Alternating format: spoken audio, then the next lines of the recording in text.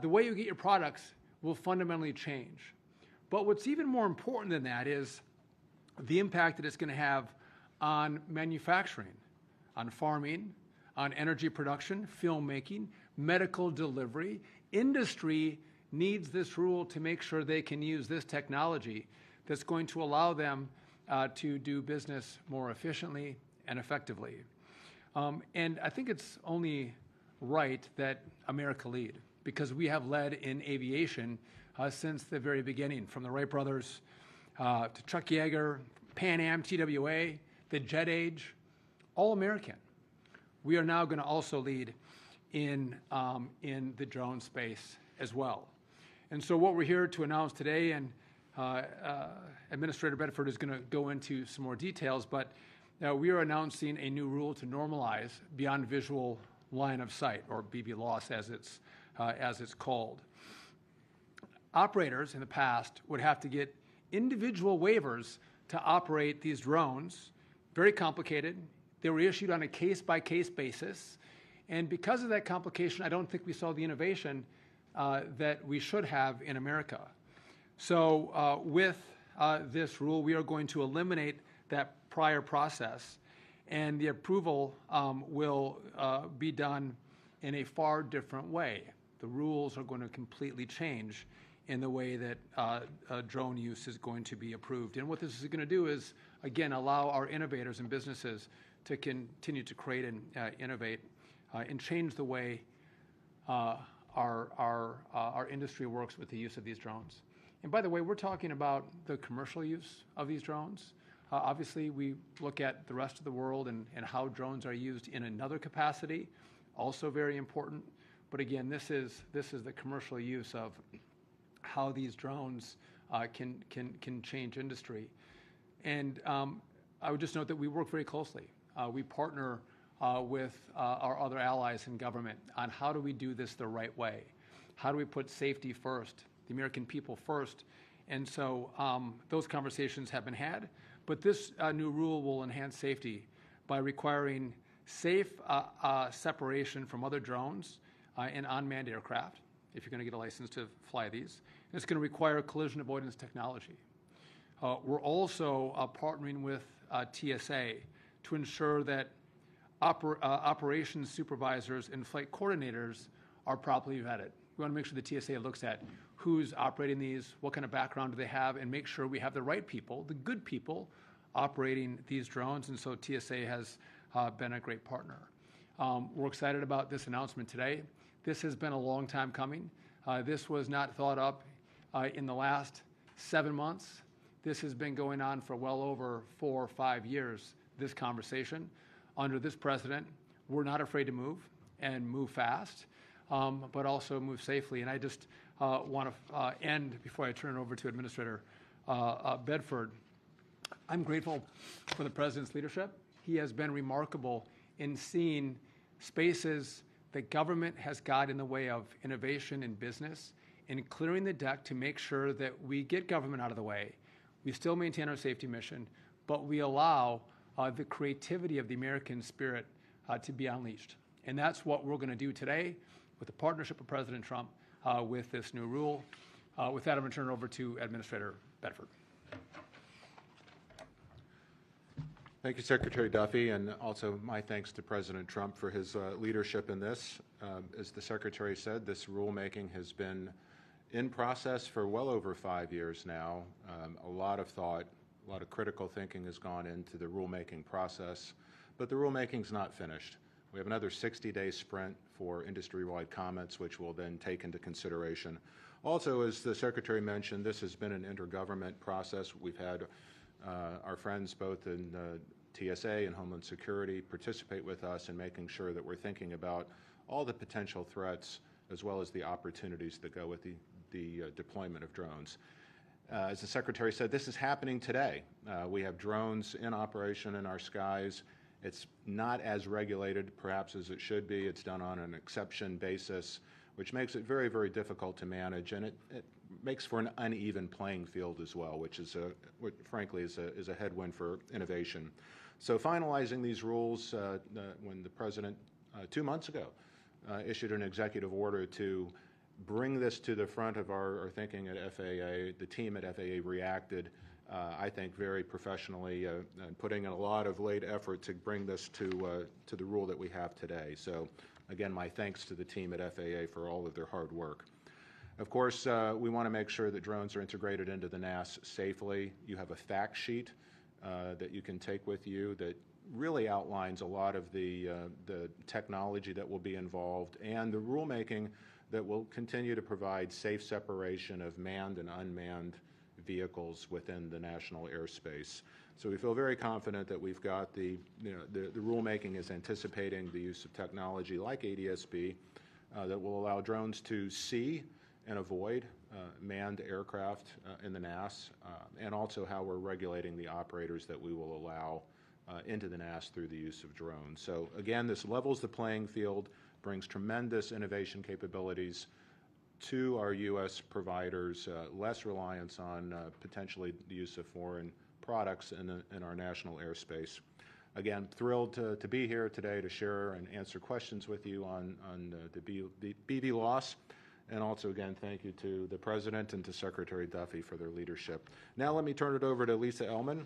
She's the CEO of the Commercial Drone Alliance.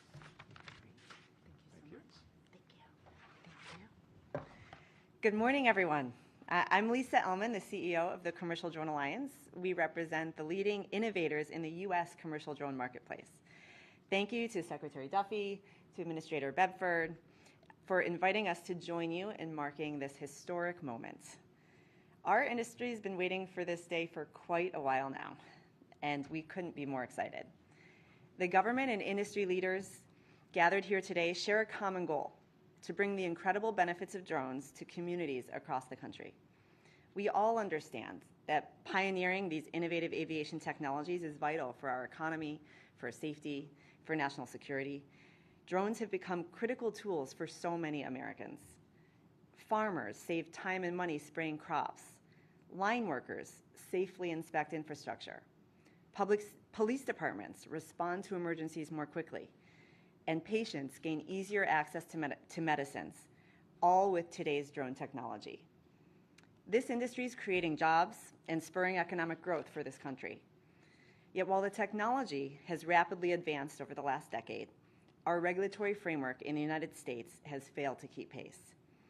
Drone operators must navigate a labyrinth of ill-suited regulations designed for crewed aircraft, placing an artificial ceiling on innovation and hampering progress. In the meantime, we've seen our global peers and adversaries surge ahead in the deployment of commercial drone technology. This is a threat to American security and aviation innovation, two areas where we have consistently led the world. And it underscores the urgent need for us to modernize our regulations to regain our competitive edge and safeguard our national interests. We're so grateful that the White House recognized these challenges in its recent executive orders on unleashing American drone dominance and restoring American airspace sovereignty. And today, we take the next step together in establishing American leadership in drone technology. With today's proposal, the domestic drone marketplace gains certainty about what business success will look like in this new era.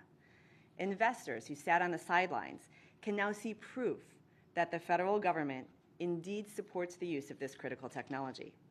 And American communities nationwide can start benefiting from the next generation of aviation. The release of this proposal is a long-awaited milestone, but from the industry perspective, our collective work is just beginning. We will be working diligently over the next several weeks, the next 60 days, to provide our perspective and feedback as part of the rulemaking process. Our hope is that the final rule will accelerate the expansion of commercial and public safety drone operations throughout the United States, while enhancing the safety and transparency of the national airspace. Secretary Duffy, the Commercial Drone Alliance appreciates your leadership and prioritization of commercial drone integration efforts. We look forward to working with partners across the federal government and with all relevant stakeholders to restore our global leadership in this game-changing technology. Thank you.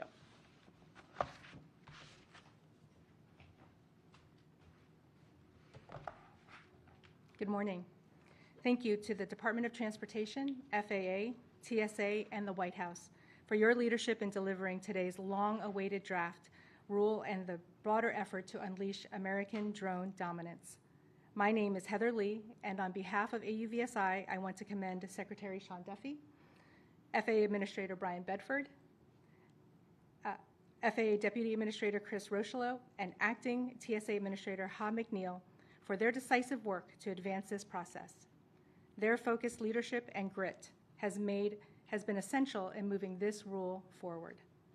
Our President and CEO, President Michael Robbins, regrettably couldn't be here today as he is currently serving our nation on Navy Reserve duty, but he joins me in applauding this major step forward for our industry and for American global leadership. This is a breathtaking moment. For too long, the United States has lacked a clear, scalable, regulatory path for advanced drone operations. Today's draft rule begins to change that, showcasing the way forward to unlock the safe integration of drones into the national airspace that enhance public safety, transform commercial services, and create high-quality jobs. With this action, the U.S. is taking a meaningful step to reassert global leadership in advanced aviation. With timely finalization as set forth by both Congress in the FAA Reauthorization Act of 2024 and President Trump's Unleashing American Drone Dominance Executive Order, this rule will enable scaling of critical applications like infrastructure inspection, emergency response, precision agriculture, and beyond, advancing public benefit and safety and generating billions in positive economic impact. To help illustrate what this rule makes possible, our member company, Skydio, is conducting an indoor drone flight demonstration today here at DOT, followed by a remote operation flight of a drone on the other side of the country in San Francisco. These flights embody the very concept of beyond visual line of sight and show how policy directly enables innovation and advances safety.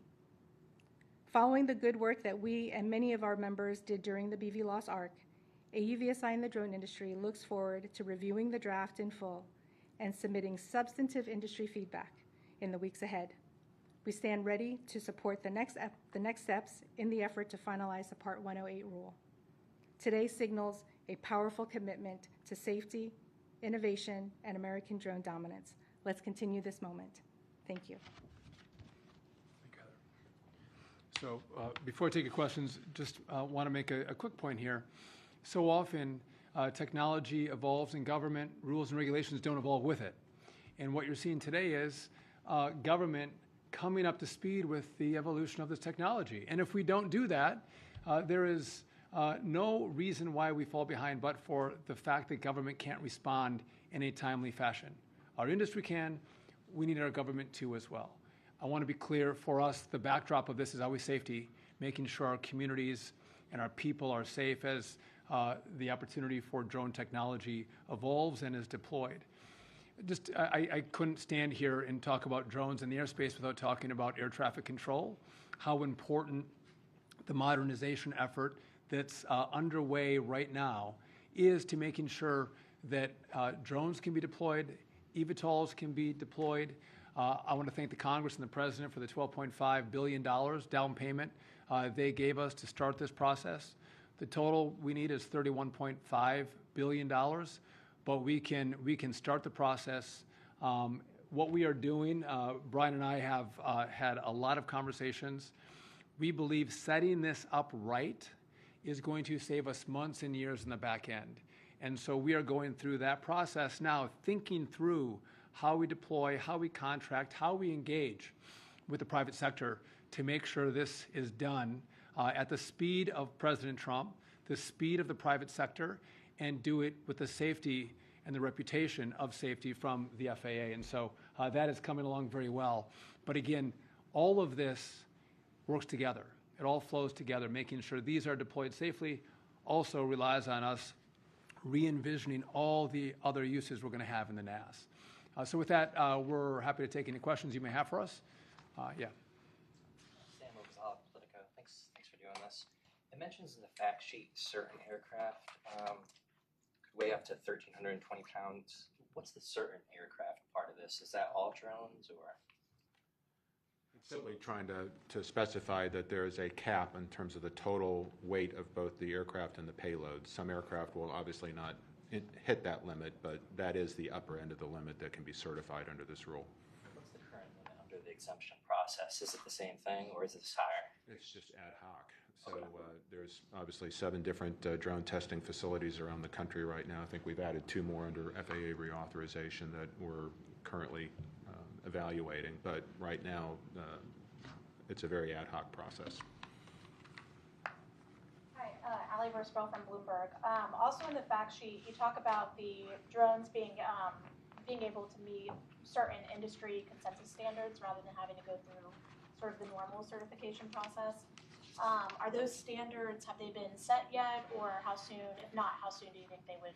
So the standards are expressed in the rule itself, so that'll be transparent soon. But again, the idea is to level the playing field here. So rather than policy by exemption, the policy is the policy, and the industry will be able to innovate with certainty versus the uncertain process we have today. Lauren Shank, Fox Business. I had a question on setting up a nuclear reactor on the moon.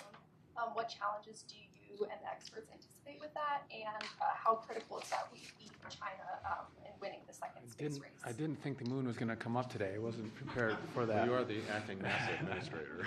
And it didn't come from Politico, so that's wonderful. Listen, so this is not a new concept. This has been discussed under Trump 1, under Biden. But we are in the race. We're in a race to the moon, in a race with China to the moon. And to have a base on the moon, we need energy. And some of the key locations on the moon, we're going to get solar power. But this fission technology is critically important. And so we've spent hundreds of $millions studying, can we do it? We are now going to move beyond studying, and we have given direction to go, let's start to deploy our technology to move to actually make this a reality. And I think the stat we have is it's a 100 kilowatt output. That's the same amount of energy a 2,000 square foot home uses every 3.5 days. So we're not talking about massive technology. We're not launching this live. That's obviously, if you have any questions about that, no, we're not launching it live. But again, energy is important. And if we're going to be able to sustain life on the moon to then go to Mars, this technology is critically important. And I would just note that we're behind, right? If we're going to engage in the race to the moon and the race to Mars, we have to get our act together. We have to marshal all of our resources, all of our focus on going to the moon, which is what we're going to do. And again, there's a lot of things that NASA does, and a lot of people love a lot of the things that NASA does. But this is about space exploration, and this is about this next phase. A lot of people don't know even what Artemis is. Everyone knew what Apollo was. We all knew, the whole world knew what Apollo was. We were going to the moon. Artemis is we're going back. So in the first part of next year, we are going to send Artemis 2 out. Met the 4 astronauts. They're fantastic. We're going to go out around the moon and come back. Artemis 3, we are going to go back to the moon. We're going to land. The longest time we've spent in the past was 3 days. We're going to stay for 6 days. And then after that, we're able to start shipping our assets to the moon unmanned. And we'll have those assets there as our astronauts arrive and are able to build a base. But this is critically important. There's a certain part of the moon that everyone knows is the best. We have ice there. We have sunlight there. We want to get there first and claim that for America. And to do this is this part of the fission technology is critically important to sustain life, because solar won't do it, but it's just a lower amount of that fission technology that's going to allow human life to sustain. Do you have a follow-up? I had a separate question too. So as far as AI and airline pricing, do you have any concerns about Delta and other airlines using AI to set pricing, and have they explained to you at all exactly how they're using it? So do I have a concern broadly about AI pricing? Yes, I do. Let's sell prices on seats for what they should go for. But to try to individualize pricing on seats based on how much you make or don't make or who you are, I can guarantee you that we will investigate if anyone does that. Now, the question was about Delta. Delta has clarified that they are not going to do that. I'll take them at face value in their clarification. But we would engage very strongly if any company tries to use AI to individually price their seating. Secretary Duffy, it's Pete Montine with CNN. I want to ask you about what would you say to somebody who says the airspace is already so crowded? We've seen the midair over the Potomac River. We've seen near misses over and over again. There was a drone strike with a wildfire airplane in California during the wildfires last year. So what would you say to somebody who says that this only introduces more things into the airspace when the warning signs are already there? I would argue the drone strike, over the wildfires, the reason we need this regulation. The fact is, we've got a little bit of the Wild West out there right now. So regulating to a common standard, making sure the vehicles comply with our regulations, and then surveilling that is a much better place than where we're at today. Not to say the least of which is allowing people to innovate within a set of rules that we can comply with. So I think clearly the regulations that we're talking about will not only enhance the innovation, but it'll enhance safety. So I'm very comfortable with that. As it relates to the airspace, that's why we're modernizing. It's three pillars, right? It's getting the people right, getting our staffing where it needs to be. It's getting the technological equipment back, from being 50 and 60 years old, getting that to where it needs to be today, and then designing the new NAS in a way that will allow the safe introduction of these new and emerging technologies and allow industry to continue to add capacity that clearly consumers want. It's what, 6-7% of GDP. So it's very critical that we get this right, and modernization is going to be the key to doing that. Let me ask just a quick follow-up, because I think a lot of people see drones now in the headlines as tools of war in Ukraine with Russia. How critical is it for us to secure our own large infrastructure, big outdoor events from drones? I know the FAA has been doing a lot of testing, so how critical is it to secure big events? So, as the rule will allow, there will be no ability to fly drones over large sporting events or media events. So we will cordon off airspace, geotag airspace, so that maintains unrestricted use of the airspace that we're okay with, and restricted use where we don't want drones flying. So the regulation will deal with that as well. I will tell you that the drones are happening, and we do have partners in Homeland Security and TSA that are very well aware that bad actors could use drones in a bad way. And so I can assure you that government's focused on making sure that we get the technology right and we get the security right, so they go hand in glove.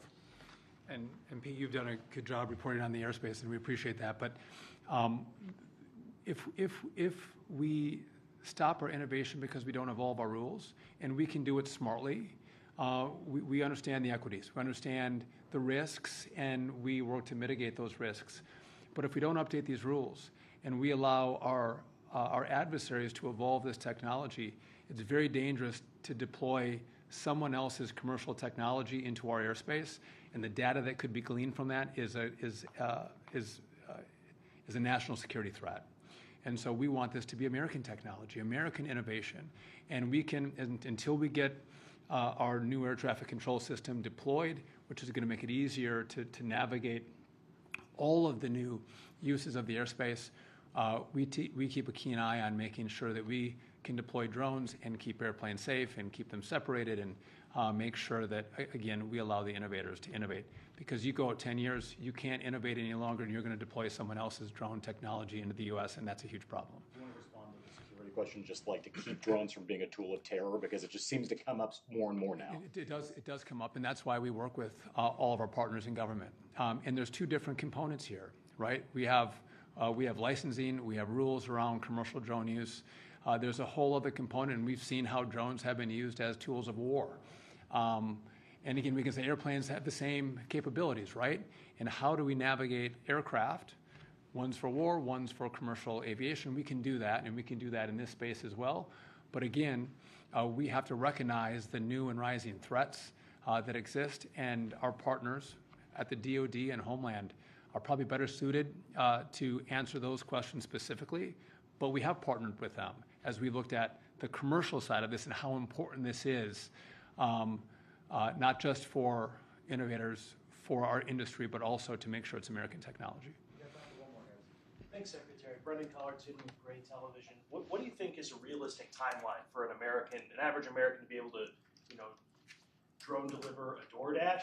And then, do you view the financial investment as the biggest hurdle or something else? What's happening right now in different communities across the country? You're getting a hot cup of coffee, you're getting a DoorDash, you're getting an Amazon package, it's happening in certain communities across the country. Listen, I do think communities have to have a say in do they want drone use in their communities. You'll find that the technology around the noise, which usually is an irritant for people, is remarkable how quiet they're. You don't even know they're there unless you look up. So I think with the evolution of the technology and the noise that comes from a drone, you're going to see a lot of communities that want this technology in their neighborhoods. We also, if you take some Amazon trucks off the road, DoorDash delivery drivers off the road, that frees up our roadways. We see less congestion. There's a lot of benefits that come, less fuel burn. A lot of really good things can happen with this technology using the airspace in a different way.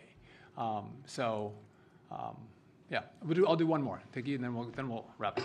Hi, Sarah Ploss with CBS News. I just wanted to ask really quickly about some of the issues and questions there have been about plane evacuations recently, and I'm wondering if you guys have any concerns with what you've seen. We saw people taking bags down a slide and things like that. Do we still think that the 90-second evac standard is realistic, and what concerns might you guys have about that? Well, first, we're very happy that there were no injuries or any adverse outcomes for the break fire with the American Airlines aircraft. So I will say we were all disappointed that many of the passengers on board did not respond to the flight attendant's request to evacuate timely. Grabbing bags, it's just wrong. We need to, whether the flight attendants are telling you to keep your seatbelts buckled to avoid turbulence injuries, or whether they're asking you, in these very, very rare occurrences that we have a situation like we saw in Denver, we need to listen to them. They are there for our safety. They're there for all passengers on board safety. We can't have somebody at the front of the line grabbing their overhead bags and keeping people in the back of the airplane from being able to safely evacuate. So we will be doing some education to make sure that it's clear that passengers on board not only have a obligation, but it's the right thing to do for everybody on board is to listen to the flight attendants and obey their instructions. Just if I'll double down on that. Again, everyone got off safely here, but I know Brian was incredibly disturbed, as was I. People grabbing their bags in a different situation, in a different environment. Grabbing your bag could cost someone their life, and so again, your belongings in your carry-on bag aren't worth it. Leave it, get off the plane, and make sure everyone behind you can get off as well. Critically important. But also on the seatbelt front, again, maybe I'm a nerd. I don't think so. But unless I get up to go to the bathroom, I keep my seatbelt buckle when I fly, because you never know what's going to happen. And by the way, they're comfortable. I don't even know what happened on. I think we just have to double down on safety rules on our aircraft and make sure people pay attention. And again, you never know what could come. And again, you're responsible for your safety. Those flying with you, whether they're kids, but also everyone who might line up behind you. So again, leave your bags behind, keep your seatbelt buckled, and let's all fly safely. But the rules are in place for a reason. And again, I think we should all make sure that we follow them, because the consequence could be much different than the American airline will fire. So with that, listen, thank you all for coming out. We appreciate it. And we're still morning, so all have a good morning. Thank you.